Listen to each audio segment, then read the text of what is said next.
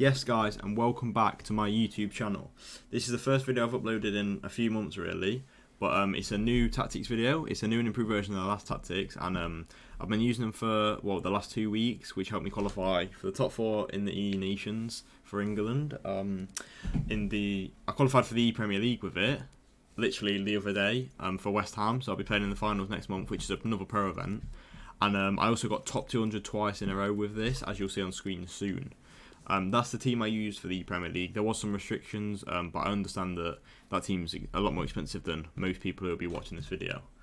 Okay, so these are the tactics, boys. For depth, because the midfield and attack go quite high up the pitch when I'm keeping the ball, holding possession in attack. So I need the defence to sit deeper so that I can wait for the midfield to get back, if that makes sense. That's how the team lines up. As you can see, Cancelo and Gomez, they're actually the wrong way around, but I'll switch that in a second, as you'll see. But yeah, that's the team, boys. For the centre mids, a quick one.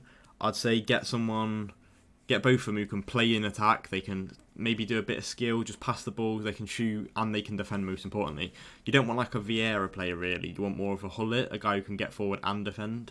But there's the tactics. I've got stay central, getting behind on R9, and I've got stay central, come back on defence on Cruyff. That's because I want to play Cruyff as like a number 10 and R9 is a number 9, so I want R9 to make the runs in deep and I can play them with Cruyff. I've got come back on defence on my wingers, but you can use stay wide getting behind as well, but I don't use that anymore. I used to though. Stay back while attacking on both fullbacks, and then stay back while attacking cover centre on the 2 centre mids, because like I said, they get high anyway. It doesn't actually keep them back. But yeah, guys, this is the Foot Champs menu. As you'll see, top 200 in the last 2 weeks, top 4 in the Lions, and qualified for the ePrem in the last 2 weeks. So yeah, that just shows how good the tactics are. Because literally, I went into the E-Lions tournament using a 4-3-1-2, and I went 2-0 down in both my games, and then changed to 4-4-2. In one of them I lost 5-4, and the other game I won 4-3. So it shows you can stay in the game against top tier players, even when you go 2-0 down. So here we are, guys, loading into the ePremier League final. I'd played some games before this to get to the final, but here we are against Jonah, a fellow West Ham pro. So it was a West Ham pro versus West Ham pro in the final, as I do play for West Ham. Here's his team, R9, Puskas, Prime. Now you'll see a big chance from Puskas, which shows you why you shouldn't use people with a 3-star weak foot, but that's coming up, don't worry about it. So I've got some highlights playing in the back. You don't really need to watch them. I'll try and commentate over them, but yeah, it's just showing some clips. There's no goals. It's just showing the patterns of play that you can do in the 4-4-2, because there's triangles: the left back, the centre mid, the left mid, the centre mid, the striker. Like, you can play in certain ways to get past the opposition. So here's the first chance of the game from Jonah. He's just working it well.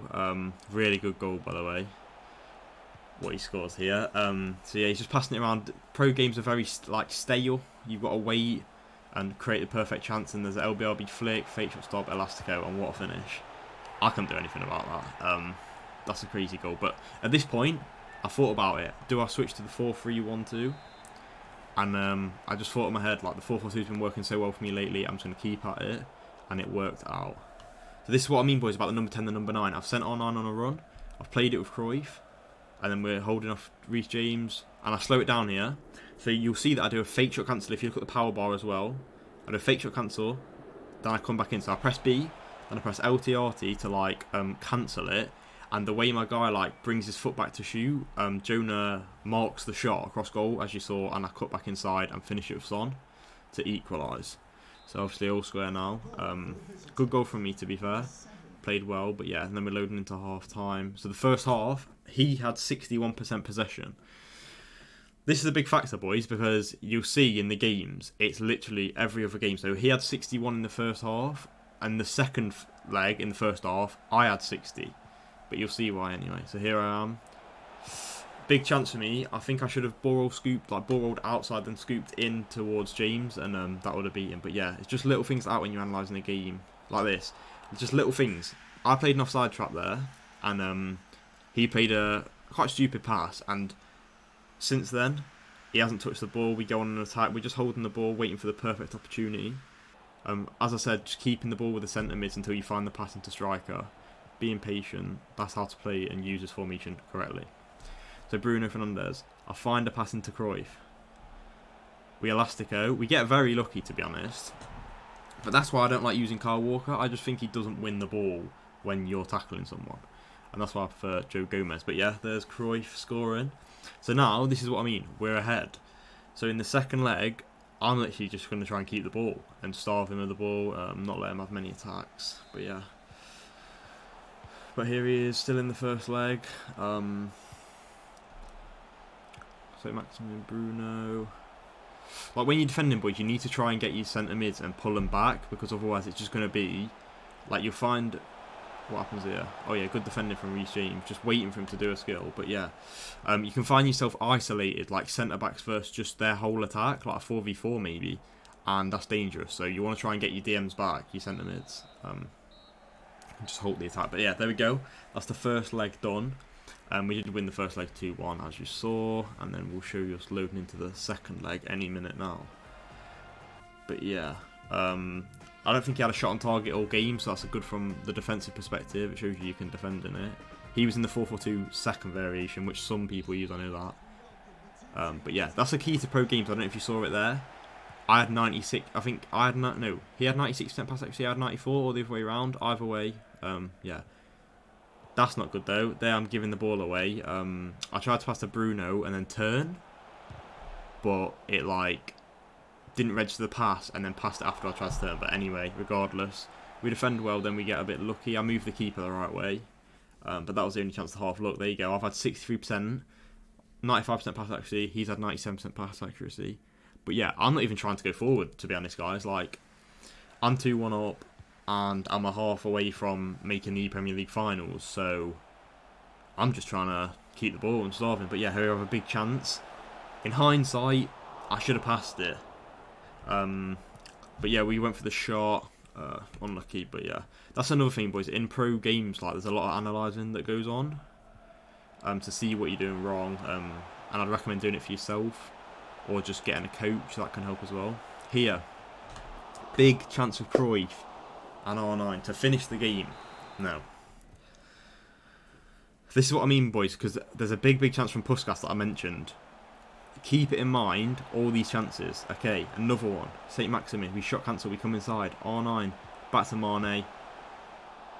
How is that going wide? In hindsight, I could have shot, but I thought he was going to block it, so I did the extra pass. Bit of crazy vision. Mane somehow misses it. Anyway, straight down the other end. Scoop turn, R9.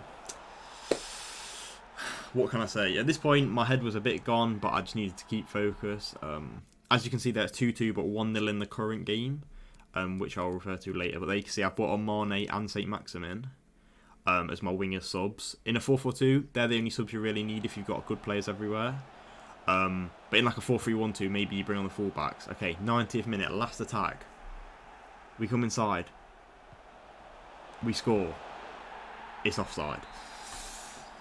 So again, we get a bit unlucky. Obviously, offside's offside. It just isn't a goal, obviously. But as in, I feel like I got a bit unlucky with the timing of the pass. Maybe I feel like his fullback was dropping in, and my guy was like, and his Adom was going up. So I thought maybe I'd have a little window where I could just pass it to Bruno Fernandes. We didn't. It was my bad. Anyway, I've had 60% possession as I was trying to see the game out for so long. But yeah, that was the end of the second game. So now, boys, it's been 2 legs. It's 2-2. As you can see there, I'm setting the current score as 1-0 to him in the current game, but 2-1 on aggregate. So don't be fooled by the thing in the top left that says 1-0. It is golden goal, so it's just next goal wins. As you see there, I started off at 1-0. So we have kickoff in the first game of golden goal. Anyway, let's see. What do we do?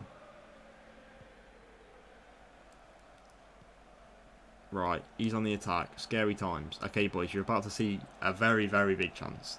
A very, very big chance. Look at this. Okay, it comes from behind him, and Puskas puts it wide. Okay, I get it. It's 12 yards out. I've got very lucky there. But he's got a 3-star weak foot, and it come from behind him, and he's had to turn and hit it first time. I personally feel like it was a 50-50 chance. But I understand if Jonah's fuming, because that realistically should be going in. But yeah, all things considered, I thought it was a 50-50 chance whether it went in based on the weak foot. But yeah, I got very lucky for sure. So, here we are down the event. Bear in mind, I've had the offside goal. I've had a few shots that should have gone in. Here's R9 now. Is that a penalty? I don't know. I think I'm clutching at straws, but I've seen him given. I've definitely seen him given. Because of the way he slid at an angle and the ball was in the middle of it. Like, he could have took my legs first, then got the ball. That should 100% have been a goal. Because I got a bit lucky with the LBRB flick. That happens a lot where they tackle and you just get the ball back. But I should have bored his keeper, and his Pope somehow got there. As you saw again, that's 2 offside goals now. And surely we deserve to win this game. Surely. But here we go. We're still attacking. R9. See there, I've tried to ball inside and make a pass, but my Cruyff didn't pull off. He just kept running. Like in the old clip I've shown you, he pulled off. In that one, okay, look at this. I moved my keeper. I've slowed it down there. That's such a big chance. He should win the game there. But like I said about the old clip, Cruyff didn't slow down. It's bad decision making from me. But I moved the keeper there, and that literally saved me. I got very lucky. Alisson, my keeper. Another pen shout. It's not really a penalty realistically, but I've seen him given, like I said. But yeah, he should have scored them with R9, but I got a bit lucky again. But like I said, boys, I've had many chances, and it's been like saved. It's missed, like there again. Bad decision making, I guess, but it's a good save from Pope. So here's the last minute. It's still golden goal. It's still next goal wins.